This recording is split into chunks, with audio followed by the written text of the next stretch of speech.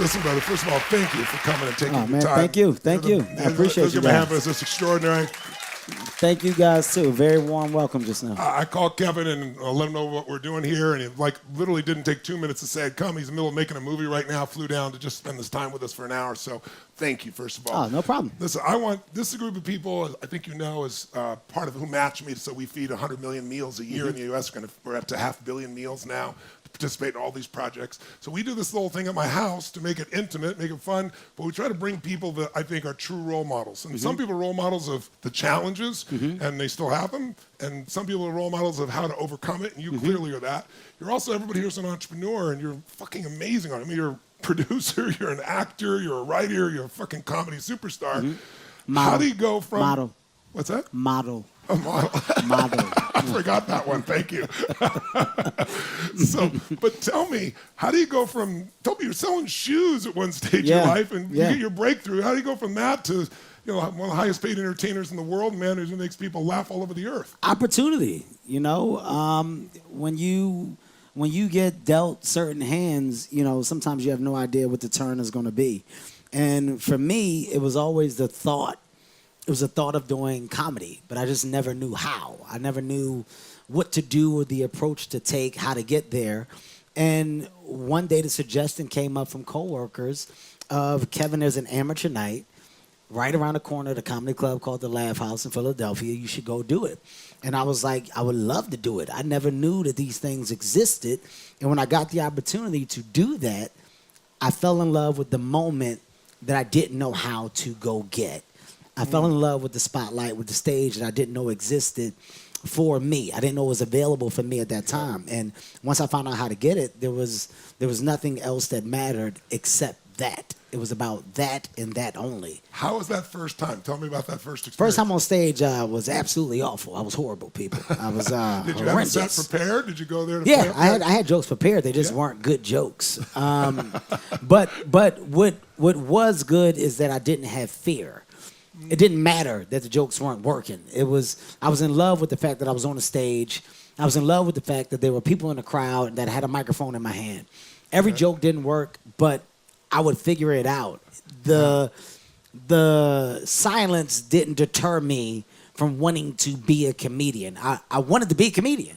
I just didn't know how to do it. How long? Tell us a little bit about your background with your dad, your mom, and when did you decide you really wanted to be a comedian? I wanted to be a comedian after I saw Eddie Murphy Delirious. Oh. My dad wasn't in my house that often, but when he was an Eddie Murphy fan, Richard Pryor fan. And I remember Delirious. I remember sneaking and watching Eddie Murphy and seeing my household laugh at Eddie Murphy. And the quotes would go on for days and weeks about what he said. I remember Richard Pryor albums and my dad laughing with his friends at Richard Pryor and the things he said and how true they were and how he was a bad man and they loved him. And what I found is that comedy brought my dad and his surroundings together. So for the dark moments that my dad had in his life, which were a lot, the memories that I have that are all positive are associated with comedy. They're associated with laughter. Wow. So at a young age, I saw the power of laughter. There was such a negative cloud over my home that when I got to see what laughter did, it made me embody just that. So I wanted to bring that, not just to my household, but to people. So I became the class clown. I became the funny guy day in, day out to my mother, to my brother. Your mom was really serious, right? My mom was very strict. Very strict. Tell us about that. And were you able to get her to laugh? I made my mom laugh, but my mom she's just a no-nonsense person. It would be a couple, then it'd be, boy, get out of my face. Go sit your little ass down somewhere. It wasn't too much. What I love the most, though, is that there was a high level of support from my mother. Yeah. There was always support. There was never a negative tone of what I couldn't do. It was always whatever you put your mind to is what you can achieve. So when I got old enough to make the decision and say I wanted to do stand-up comedy, it wasn't met with negativity. It was met with reinforced positivity. That's and beautiful. There was a timeline that was given to make it work. And if I didn't, I had to go and do what she suggested. What was that? It was a year. I had a year. I had a What year were to you- figure what it were you out. gonna have to do what she suggested? What was I had to that? go to school. I had to go to Interesting. school. To study what? It didn't matter. She Didn't wanted matter. me in Just had to go school. back to school. Yeah, I wasn't the best student, people. I went to community college for 2 weeks. Failed several tests at that time. Self-esteem was low. You seem to have done okay in spite of that. Yeah, I mean, I did okay, but don't go Google my SAT scores or nothing after this. It's extremely low right now. Okay, Your mom was the largest influence on you. It sounds like. 100%. Yes. And what did you get from your mom most? Drive. My mother was a woman that was never content. We were talking downstairs, and I told you, I said the one thing that I've taken from my mom that's just it's branded in me. It's you get one life, and out that one life, you're only going to get out of it what you put into it. And information is free. That's what she always used to say. There's so much free information. She stayed in school. She always wanted more. She wanted more degrees. She just wanted to learn. And our biggest fights came with me not wanting to learn. Naturally as a kid, I wasn't that great of a student. I didn't care for school. I didn't want school. But as I got older and I I started to find my way. I became an individual that realized the power of the thing that was preached to me so much, which was knowledge and information. So the thing that I've taken from my mom is that feeling of never being content, never being okay with where you are, because after every level is another level, whether you realize it or not. And I always wanted to see what was past the thing that I got. I got here, but what's back there? Yeah. I was never content with being here. So when you look at me now, as a successful comedian, actor, and you start to realize the tears. Put the model in there. You look at producer, you look at writer, you look at network owner, radio channel that I own, author. There's so many things that are acting as olive branches to a tree, because I realized that tree just grows. It doesn't stop growing. A tree only stops if you choose to say, I'm not watering anymore. But at the age 40, I feel like there's so much more water that I can put in this tree, and so many more things that I can have hang from my tree. And that comes just from my mother's ability to reinforce. And what you think a child isn't receiving, he may not be at the moment, but at a later time, the light bulb will go off, and it's, oh shit, that's what that was about. My lessons that were taught to me at the young age of 14 through 18 have clicked in at the age 24 to now going on 40. This is when I realized all the work that she put in and what she was doing. The imprinting 100%. had the impact. 100%. She passed in 2006? 2006, Yeah. yes. She passed 2006. What was that like for you? Because she was such an influence in your life, and I heard that she didn't talk much about your comedy, if I heard this correctly, but you found all this material that she'd been collecting. How did that touch you? My mom she was a very religious woman. So a little fact about my mother is that she never came to any of my comedy shows when I started. Wow. Even if things were going good. She never attended a comedy show. Never. And it never bothered me because she supported me, but she didn't like the environment. She didn't like alcohol. She didn't like smoking. She didn't like cuss words. So she never went. And I was okay with that because that's not what she is about. But she would always ask how it went. Always wanted to know if it was still the passion that I felt that it was for me, and if I was going to go through with it. We had conversations about it. When she passed away, we found a box, and my mom had clippings and memorabilia from everything that I've done in stand-up. Wow. So though she was never there present, she was aware and gathered all things that her child did that acted as inklets of any type of success. As minute as they may have been, Kevin Hart's little flyers that were in a newspaper, she clipped it out. She saved it. The things that were in the neighborhood that may have been on a local restaurant or cashier's check casher place outside, you would see the clippings. All of my hustle and bustle, she tracked. And I think to me that was the most amazing thing. What did it mean to you? That was my nod from an angel that acted as what you don't know is sometimes better. Yeah. Sometimes it's better what you don't know, because finding out is going to do more than it would have been when I had have known. if she had have attended those shows, Yeah. and I find that box when she passes, Wouldn't mean as much. it's not the same thing. Yeah. But the fact that I found it after the fact, it was the biggest, like, oh my God. Yeah. Like, Did you feel her love in a oh my different God, way? 100%. You know, Wow. and it made me feel like the support that she gave was even bigger. And now as I achieve the success, I don't feel like, damn, I wish my mom was here to see it. I 100% know that my mom is witnessing it at the highest level and that there's a constant applause and pat on the back. So there's never the feeling or void of missing or not being present. It's a great Because she's gift. here. A great grace The, in your life. the best. Yeah, I got really tons of stories about my mom that will blow you all away. Tell us another one. Tell us one that touches you. The real one that's famous. I told when I did Oprah. This is I couldn't pay my rent. I couldn't pay my fucking rent. I was living by myself. Stand up comedy just How old wasn't would you cutting have it. I was 8. I was 19, and my half of the rent was $400 a month. Yeah. And I just didn't have it.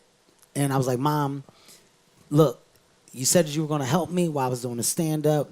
I know I was trying to do it myself. I need your help. They're going to evict me. And she was like, read your Bible. Wow. And I was like, I read the Bible, but the notice is on the door. Like, they're gonna evict me, Mom. And she was like, talk to me when you read your Bible. And I'm like, all right, whatever, Mom. A couple days go by, they're changing the color of the notice. The notice is now, it's shifted to pink. This is serious. That's right. You got 3 days pink, now. The pink means it's real. Mom, they're going to kick me out. I'm serious. I need the money or else I'm not going to have a place to live. Did you read your Bible? Yes. Then if you read your Bible, then you wouldn't be talking to me. Mom, this is not the time. Then you didn't read your Bible. Back and forth. I get off the phone. I'm frustrated. Nighttime comes, I'm in the bed, open up the drawer, and I was like, let me read this damn Bible. Let me just read the damn Bible, man, so I can really tell this woman that I read the Bible and be honest about it so she can help me. I open up the Bible, the rent checks for the rest of the year fell out the Bible. Oh, They had always that's been in the awesome. Bible. It's a true What a story. So beautiful way. literally for every month of that year, and I had missed months where I had to scrape and find. It was always there. And her biggest thing was, don't lose your faith. Wow. Keep faith. Read the Bible. So from that day on, That's magnificent. that's when I started reading the Bible, and then I had to go to her. She was like, "Your ass been lying to me all this time about reading that Bible," and I was like, "Yeah, I've been lying." She's like, tell me one more story about her, because she's such a beautiful soul. Man. another one, another Because story. you're also giving us some parenting cues here. No. too. This is all real stuff. Yeah, I get it. The other one is when she was at her sickest. You know, my mom, she passed away of ovarian cancer. And the thing about my mom, like I said, she was a very religious woman. So she didn't tell us the severity of the ovarian cancer. Me and my brother found out when we were seeing her, things were just changing. Like, she wasn't looking good.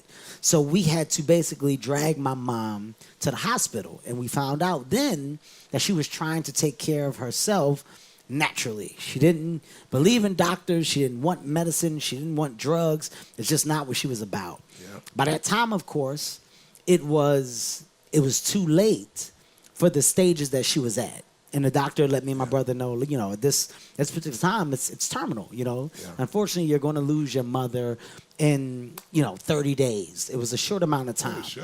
And, it hit me and my brother we're shaking up. We're like, God damn. He's like, we should talk to Mom about it before the doctor does. I Yeah. feel like it should come from us. And we went to talk to my mom and tell her what the doctor said. And we started talking about the time period. And she was like, you don't have to talk to me about a time period of how much life I have left. She said, because that means that you're wasting my valuable time with negativity. She said, when we could be doing other things. Wow. She said, I want you to talk to me, spend time with me, Wow. read books to me, be with me. At the brink of what would be the worst to so many, Wow. She was the trooper of all troopers. And we never talked about death. Wow. Until the last stages, we never talked about dying. Wow. Nobody was allowed to come in that room and mention anything about death. It was talking about great moments, family reunions, the time when the time when he, lessons that she did, that she didn't, what we loved the most. Mom, it was nothing but laughter until her dying day. Wow. And that showed me that you can't break a great spirit. Like, there's some people. That's awesome, brother. There's some people that have, That's right. you know, such a heavy weight on them with so much that they deal with, but they're able to maintain the highest levels of positivity, and it's because of their spirit. Yeah. There's a higher thing in just wanting to be happy. Yeah. My mom's want and will to be happy because of all that she's done is what I saw at the end. She put in all this time, energy, and work by dealing with my dad and his shit and trying to pick up all the pieces that on those last days, it was about happiness. Wow. Don't stress me out. Wow. It was nothing but happiness. So, like I said, the stories of Nancy Hart are endless. But when you see the way that I maneuver and you look at all the things that I go through in my life and people are like, man, he just keeps going. Yeah. It seems like he's not shaken or bothered or broken. You can't break what's been built to last. I'm built to last. Awesome, man. That's fucking beautiful. So that's the difference. That's beautiful. When tell us a little bit. Was your humor always self-effacing as a style? Because you know, we live in a world where people often attack each other. It's an interesting world out there with social media. But you have this unique style of self-effacing, and but you still tell truths. Yeah. How did that evolve, or did it evolve? Was it always your style? It's you grow into who you're supposed to be in stand-up comedy. You know, in the beginning, you're doing a version of what you think is funny. You don't know it's funny. Right. So you're trying to figure it out. You're coming out and you're throwing everything at the wall to see what sticks. And that's the gamble. The gamble with comedy is, I think it's funny. Let me see if you guys think it's funny. Yeah. And if you don't think it's funny, that means I was wrong within my gamble and I got to go back to the drawing board. The high volume of stuff that you think is funny ain't going to be funny. It's not. It's not going to be funny. Wow. But when you start to understand. Even at this stage, with all the life No, experience now you have? I'm you fucking, have so many I'm references. really good right now. This is a different stuff. It's different. This is in the beginning. Right now, I'm really good. Everything I say is genius at this stage in my career. Now, when you start to get comfortable, you start to realize that I'm funny. I don't have to force it's and your find. identity now. It's you. Yeah. It's the funny is in me. So talking about my life and being true to who I am is what people are going to gravitate towards. People love to relate. People love to see what's real. You love to identify. If I sat up here and I talked about things that you guys couldn't identify with or couldn't walk away and go, wow, I'm alienating myself from my crowd. The best way to open up and make myself a part of my crowd is to be real, because we all love real. So my life, my mistakes, my ups, my downs, my marriage, my divorce, my kids, that's what we all share. We just share it differently. We all travel. If you don't travel, you want to travel. If you want to travel, where do you want to go? There's so many things that I can break down that acts as connective tissue between me and everybody. I can relate to everybody in this room, and I don't have to change who I am, because ultimately, you just want to know about the person that you're watching. And when you walk away, you go, damn, that was interesting. That was funny. But if you feel like you know me and you laughed, now you grow with me. So over the years, authenticity and honesty has allowed my fan base to grow with me. Yes. And if you look up, I'm about to be 40. I've been doing stand-up since I was 18. My stand-up special started when I was around 24. When you go and look at me from 24 to now the age 39 going on 40, you're going to go, holy shit, I'm watching Kevin Hart become a man. I watched Kevin Hart go through life. Yeah. He put it all out there on stage, and I feel like I not only know him, but I respect him because he never hid from who he is. Yeah. That's the only way that I can do stand-up comedy. It's beautiful. I can't do it in a way to where I'm talking about what I don't know. That's why I don't do politics. That's why I don't talk about things that act as divisive material. It's my job to bring people together. I don't want to fucking divide us. I want to bring us together. So that's what I do when I'm on stage. 100%. Tell us, if you would, if there's a way to look at it, how do you start? Let's say when you had your first real breakthrough. You told us about your first kind of flop. When was your first real breakthrough? And tell us, what was one of the first jokes you came up with that freaking worked, that you're like, okay, I got this shit? First if you joke. can remember, or a series. First joke that worked. First joke that worked. I remember it. I don't know word for word, but it was about people on public transportation. It was the perverted world of public transportation, and how there's so much that happens from the time that somebody gets on a bus to where they take a seat. And it was like grinding on people, accidentally kissing and chest bumping, and the whole thing was basically to say why I'm not comfortable on public transportation. Which because most of people aren't too, yes, right? because of what's been done to me on public transportation. and I had a joke about, this is a real bad one. I had a joke about getting robbed by a little person, which was horrible joke back then. And it was like a cross-eyed little person, and I didn't know they were robbing me because they were looking at somebody else, but they were looking at me. It was bad. None of this material was great material. I'm admitting that off the bat. I'm just telling you guys my early thoughts. But this is what makes you realize how easy it is to misconstrue a joke. And within the times that we're in, when you don't know how to tell jokes, you're just throwing shit at the sink. Yeah. And in those times, insensitivity played a high part in what you thought was funny. Right. Now, today, you have to be mindful of what you say because the sensitivity level. How does humor change now? Because everybody's gone through social media elements. You've gone through It's things not about shit you did 20 It's not years that ago. it changed. It's that now you're living in a time where everybody's voice can be heard. Social media has given everybody the opportunity to have a thought, write that thought, put that thought out there. And other people can either get on board with that thought or ignore that thought. But no matter what, my thought, my vision can be heard.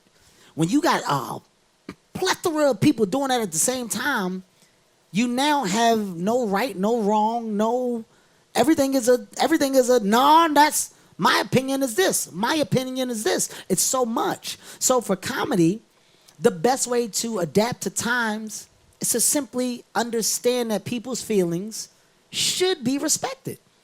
I get it. I understand it. Which is why over the last 10 years, I made the changes that I've made. Yeah. Within the level of respect that you put out also a good energy of change. Yeah. Some comedians do understand it. Some choose to be edgy. You have to understand the craft of comedy. Yeah. The craft of comedy comes with a shock factor. So when you take away that shock factor that some people hold on to, you take away the one thing that they had in their arsenal that they feel made them funny. It's not that they want to be disrespectful. Yeah. At one point, that's what they were praised as. Yeah. Andrew Dice Clay in his prime was the most disrespectful comedian and would say things and was vulgar, but that's what made him Dice. If Andrew Dice Clay performed today, we would all sit and hold our chests and go, can you believe the shit that we're listening to? Because of the times. So he would have to adapt and change to the times, like we all have to. Yeah. And it's not a bad thing. I welcome the change. I welcome the fact that, hey, within time, there should be change. Yeah. There should be respect. But you also have to also be real. You got to be real in understanding that the only way to get to the point of change is to understand the mistakes that are made before the change. Yeah. So I'm a person that can raise my hand and go, I made a lot of mistakes. I did a lot of dumb shit, but I've learned from it. I'm better from it all. Yeah. And now I stand and I'm a better guy and I'm a better comedian and I'm a better craftsman. I'm a better entertainer. I'm a better businessman. But it's because of the mistakes that I made. Yeah. If I don't make those mistakes, I don't get to sit here and be the guy that I am today. You gotta fuck up. You have to fuck up. You have to take risks or you never find what works. I call it fucking up. You got to fuck up, man. You have to. And it's like I want people to understand that it's okay. It's nothing wrong with fucking up. As long as you learn. You have to learn from it. Like I tell my kids all the time, you're not going to be straight A students all the way through school. It's not going to happen. I want it to happen. But when it doesn't mean that you're a bad student. It means that on this particular test, they threw some curveballs at you that you just didn't handle correctly. Yeah. How do we accept this, learn from it, and then handle the next test better? Yeah. If I got to the point where I was unrealistic and I go, you didn't get another A, am I being real? Yeah. Am I being true to what I know and who I am? Am I really giving good lessons? Or am I allowing my kids to understand and grow? Yeah. I want them to understand and grow the same way that I have. And in any and everything that I've done in life, I can tell you guys, honest to God, I have learned and grown. That's the dopest thing about being authentic. I'm real enough to say when I'm wrong. I'm real enough to go, yeah, I get that. I learned some shit from that. Yeah. I'm better because of that. Yeah. But I'm also real enough to say, as people, we all need to take one step back and go, perfection shouldn't be it shouldn't be something that's expected from each and every single individual. No human's going to deliver it anyway. You can't do it. Yeah. And at this time, that thing is being put on people. Yeah. In all aspects of life. Perfection. Not only perfection now, but perfection for your whole history. Before. It's Which means there's no place for you to grow because you wouldn't have made the mistakes in the first place. The only thing I'm afraid of is them digging up my SAT scores. That's the only thing that I'm truly afraid of. Everything else I can handle. I'm just gonna get it out there. I got a 585 on my SAT. I did ABA, CADA all the way down the paper. We had a class trip the same day. This is a true story. And you got 400 for putting your name on a paper. I put it out there. So if you guys find it, just know I admitted it first. And I learned from that. If I take the SAT again, sir, I will take it correctly. I did ABA, CADA all the way down the paper. It's a true story. 45 movies. That's a real number? Yeah, it's a real number. And how many years? Jesus. 2004. Wow. 2004, Paper Soldiers, I think. What is this? What year is this? 2019. 2019? Yeah. 2004. Movie started to get 15 real. years. So it's 3 movies a year. Is that right? Almost. Not all good movies. Not all good movies. A movie called Pass the Potato Salad. Don't go see that one. There's another one called Something Like a Business. Don't go see that one. But your latest movie was extraordinary. Well, you had so many great victories. But I've had a good run. The Upside was a really good movie. I love the fact that it overcame the obstacles that it did, that people got a chance to see it, and it showed a different side of me. I think that, the dramas that I now have on the table that I'm about to shoot show a different side of me as well. At this point in my career, it's about constantly rebuilding and just maneuvering and finding new ways to reinvent myself. Drama is the best way for me to show my fan base that I'm elevating and constantly growing. And within stand-up comedy, it's me making a decision now as to what the next chapter for me will be. And it's a tricky one, It's how do I come out with a new version of myself, especially within these times today, and that's what I'm going back and forth with now. So it's definitely going to be an elevated version of me. I just don't know what and how yet, and that's the challenge. That's me figuring it out, like I do with anything else. One of the reasons I want everybody to meet you is, you know how much I respect you. You're many people talk about you, one of the hardest working guys in all of entertainment. Thank you. And you're writer, director, producer, all the things we just described, model, of course. But tell me, where do you get the drive for that? I hear apart from your mom, but when did you start to think, I'm going to be a mogul? I'm going to do acting? Where were the breakthroughs that took you from selling shoes and what was your mindset selling shoes still? You're going to build something big even then? Where does this come from? It's the company. When you tell me this room and you say that I have 44 people in this room and these are all people that have taken on an amazing task with me and they act as amazing partners. Some people go, oh man, that's cool. That's good for you and everybody in this room. I'm the guy that goes, well, what do they do? I want to know what you guys do. And then when I find out what you do, I'm going to go and look those things up. And I want to know, oh shit, well, how did they get into that? How did these people get together? How did they meet? More importantly, why are they all so keen on doing amazing shit? I don't like not knowing. I don't like the thought of feeling of being content with not understanding or not wanting. So when I see what other people can do, what can be obtained from a thought, from a want, from a feel, it makes me go, well, I got the same thoughts and the same feelings and the same wants. I don't have what these people have. I haven't done nearly half the thing that these people have done. That makes me want to fucking work harder. That means that I'm not doing as much as I could because these people are proof that the things that I want to do can be done.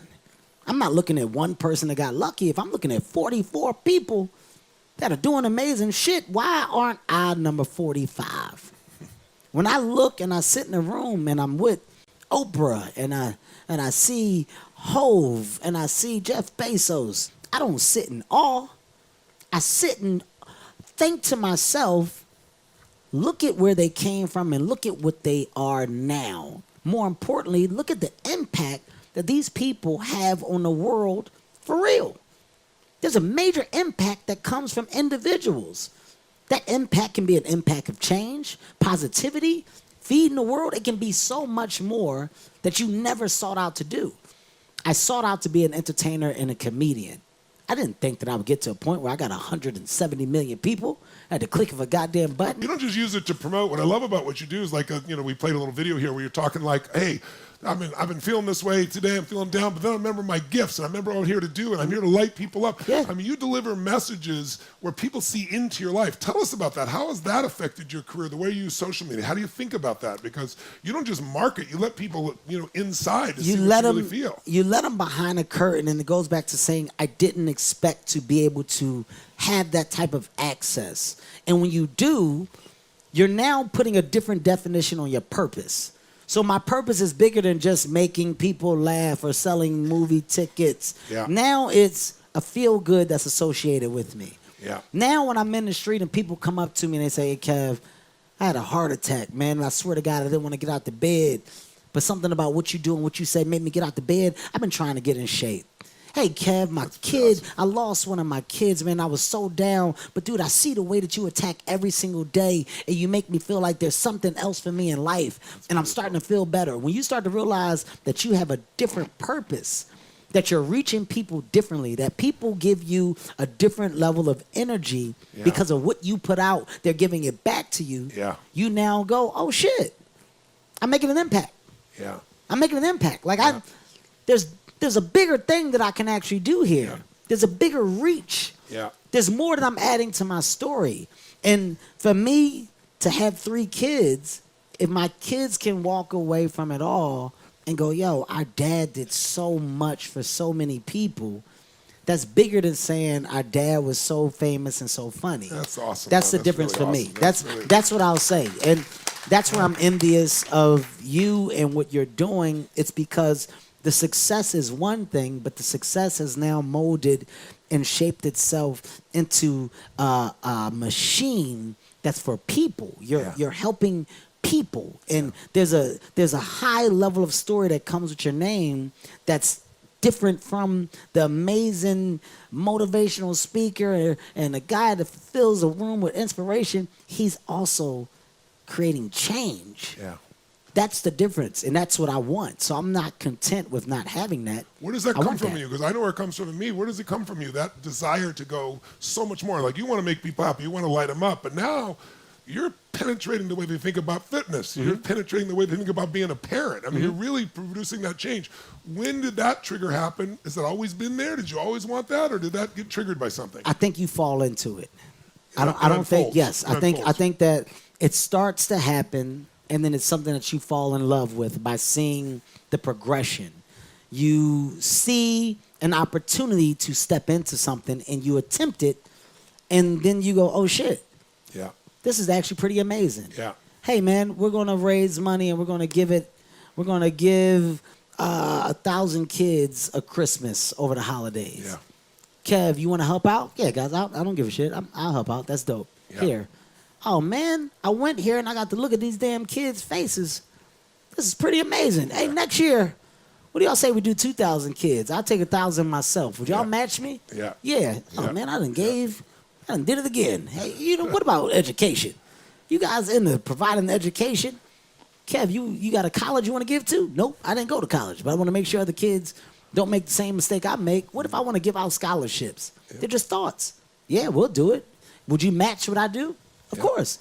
I send kids to That's college. your strategy as well, matching, because that's That's why everything I match, do, I want match. to double it. Everything I do, Match. matching. If I'm Double the putting up, I feel that the people that are coming and stepping up to the plate should at least be able to put up what I put up. Last year, I sent 60 kids to college for free of education. The year before that, we did 30. So this year, it's trying to do 90. I'm adding 30 every year, and I've been doing it with the United Negro College Fund, and they partner up. They just match what I did. So last year, I put up 600,000. They matched it. The year before that, we did 300,000. So this year, it'll be me trying to do 1.2 and seeing what we can do. But it's trying to double and grow, and then it becomes something massive. But I got that from watching Oprah. Oprah sends all these kids to school every year, free education. She just gives it out. Wow. And I was like, it's so dope because it's an impact that she's making. How do I follow a trend but make it my own? And it also changes these kids' lives in the 100%. future. You have a bigger I'll impact. match you for 600,000 this year. How's Jesus that? Christ, wait a minute. Yeah, let's Don't do that, jump brother. out there. That's No, that's unreal. Yeah, no, we'll Hey, do it. Terry, write that down. Don't let me forget that. Please, we got that. That's coming out. No, that's unreal. Hell Yeah, yeah. I'll do it for sure. I would love that. I've been doing and- medical school for some kids, but I'd love to do it in the way you're doing it, and I'll match it right along with what you're doing. I think what you're doing is just My beautiful, biggest man. thing is about within the urban community, what I found is that a lot of things just come from lack of knowledge, lack of understanding, lack of opportunity. And when you know that and you understand that, there's a lot of real anger behind it, but not efforts to change it. So it's not something that you can change overnight. It's something that you have to make the baby steps to basically help and motivate others to jump on a bandwagon that you're creating. So sending kids to college from these communities is one. I was talking to you about what I'm doing with Chase Bank now, which is basically it's called financial fitness. And we're educating the urban communities to understand more about money and how money works, because we feel that that's where a lot of the mistakes come from. That's where a lot of the downfall comes from early on in life, and simply thinking that debt is okay, and thinking that it's all right to start out behind and not knowing. So me being a person that came from that environment that has fucked money up, not done it correctly, now is at a point where I've done it right. I understand it. I now want to educate and give information authentically that can be received based on where I'm from and what I've done. These are the things now that I'm realizing that my platform has put me in position to do. So the higher level of change that I'm able to really make an impact for is now what I'm doing. So with you doing that, it makes it more valuable, and it shows that my efforts are all paying off. That's And really I dope, told him man. already, we're going to give you Unshakables for as large a group you want that book. Huge. So it'll be one tool. You're going to need more than one tool, but I hope it'll be helpful for Thank you, man. I appreciate it so Tell me much. something. How did you become this mogul, dude? Man, how did you go? You have no business background. No I don't know business either, but- background. So how do you go? How have you gone from that to this gigantic platform? Mm-hmm. Like you've invested in yourself. I heard you put up $10 million on Mm-hmm. your one of the first film tours that you did. You put your ass on the line. Most people don't do it. Most people are looking to do their gig and get a little royalty or something. Why is your mindset different, and how did you become so successful in business? Well, the one thing that I'm most confident in is me. So I'm going to lose on myself. At this point, it was where I knew that I would get a positive outcome and a good return on my investment. I 'Cause you wanted knew you were to. betting on you. I knew that I was betting on me, and Yeah, I knew yeah. the potential You find it. of my project and what it could do. The biggest reason for my entrepreneurial drive right now is by being a sponge. When you're around other entrepreneurs and you see what the benefit of a creative mind is, it sparks yours. Yeah.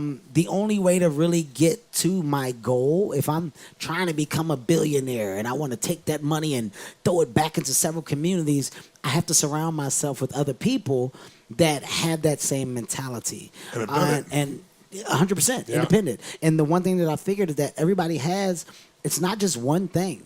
there's several different things. There's several chances. There's several ideas that you're throwing things at.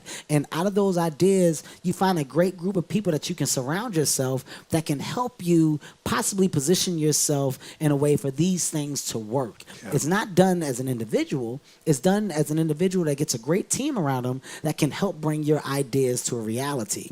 And that's what I've been smart at doing. Find the right who's, the proximity with the people who have done it, not 100%. On your dime and playing with the best. And that are great at being team players. Like, I have no ego. I don't know it all. I don't have the education that matches up with the things that I've done or that I'm doing. But what I do have is the understanding of how things work. And when you get the people that have a different type of understanding and you match my understanding with yours, you have something that is destined to succeed. Because you're putting a creative vision and a real hindsight with the education and the structure and the systematic view, and combining those things, you now look up and you have companies. This is how companies get built. And when you have a team, a real valuable team that has a high level of energy and effort and want and will to make something work because they believe in it, the chances of you losing are very slim.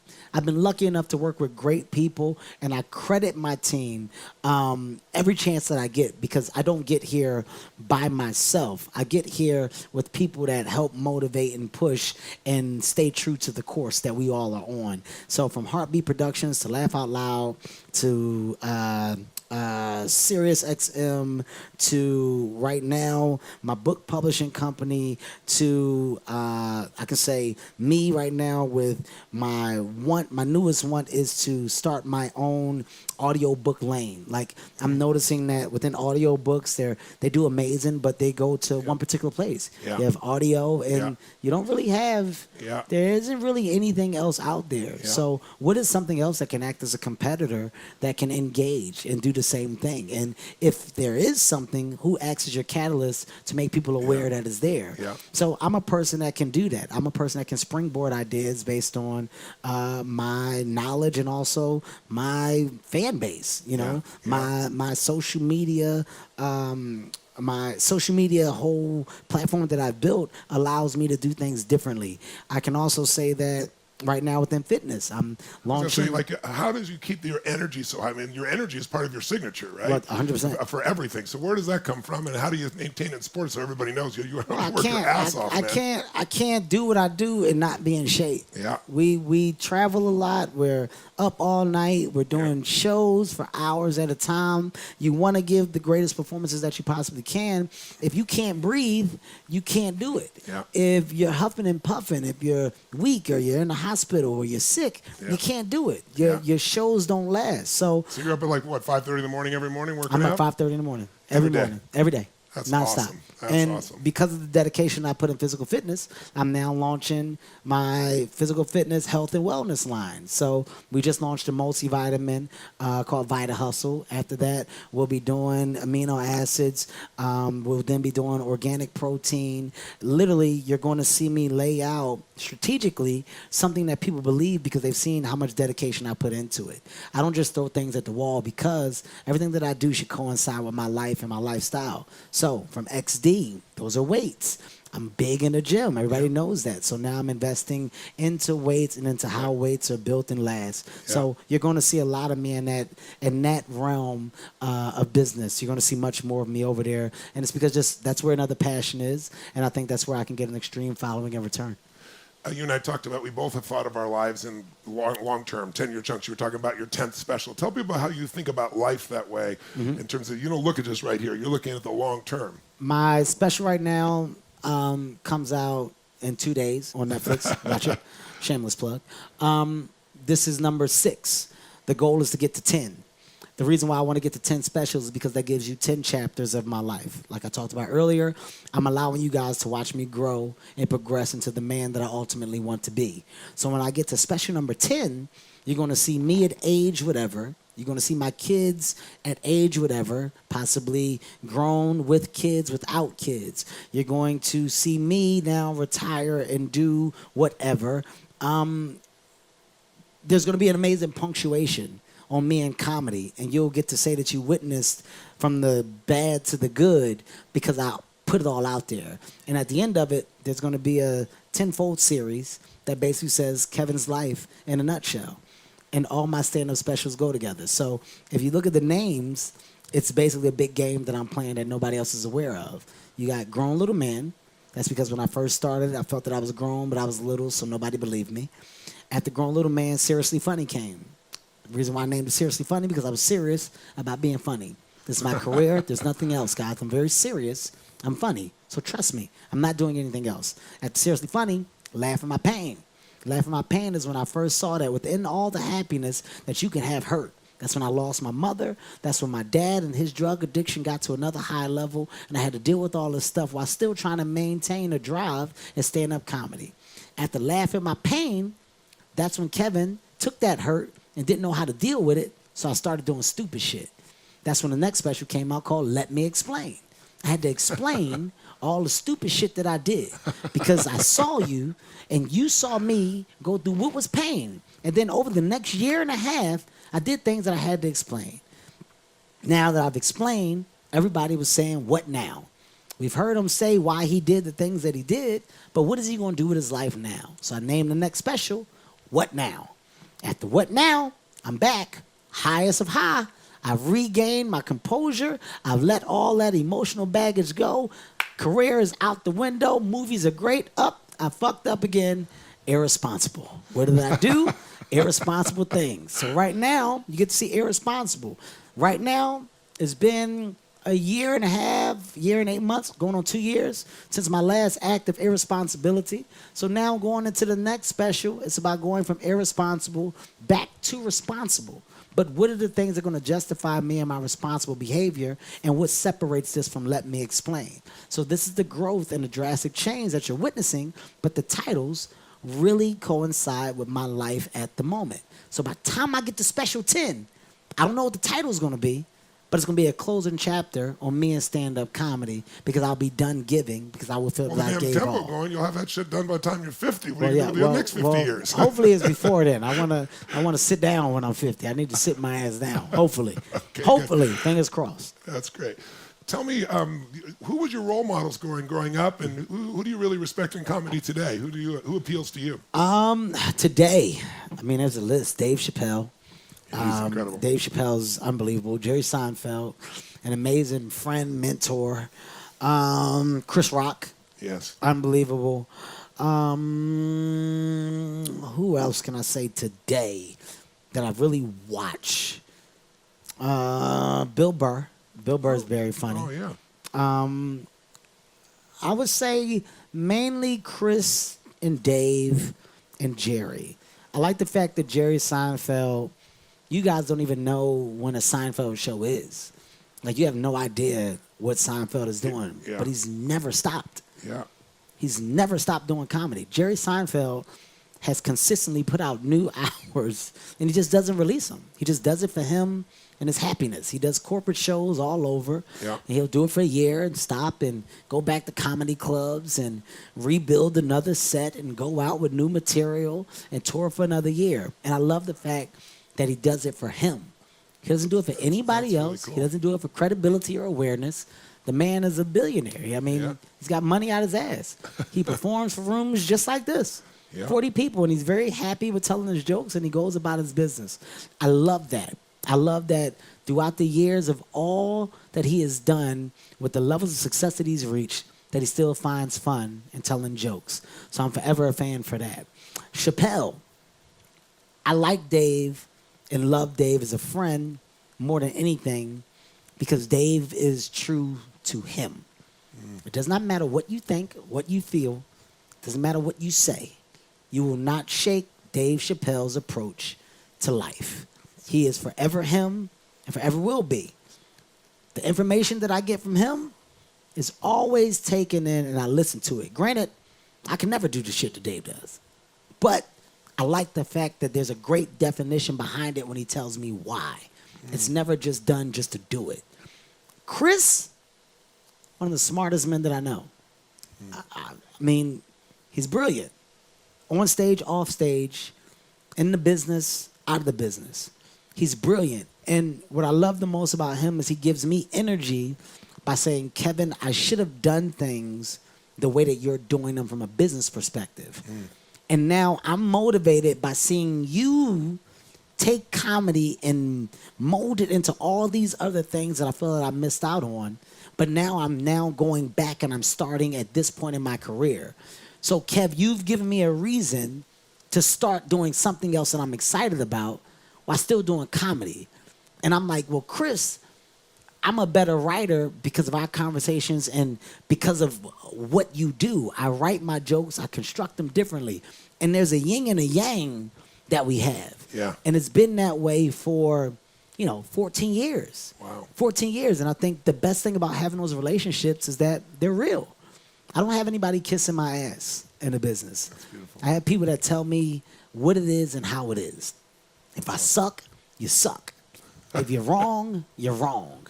If they feel like you're doing a movie and you're just trying to get a check, my friends talk to me about it. And I don't have many.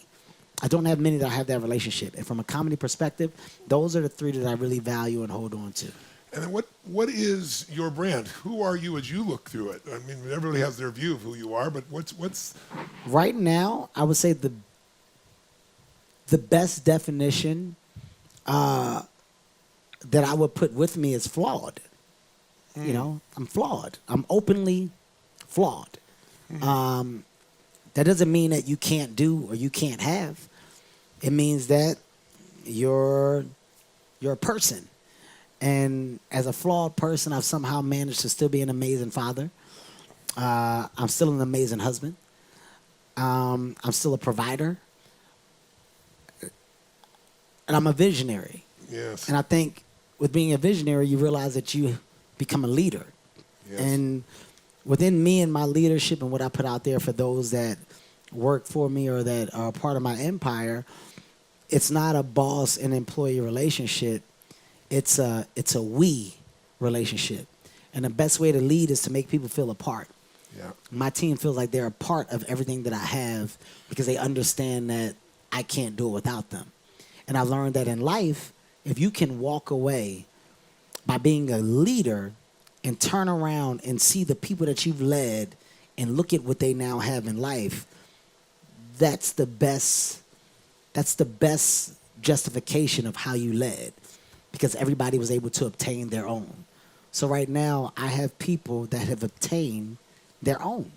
So I would break it down to a flawed family man that loves to lead and see his people win.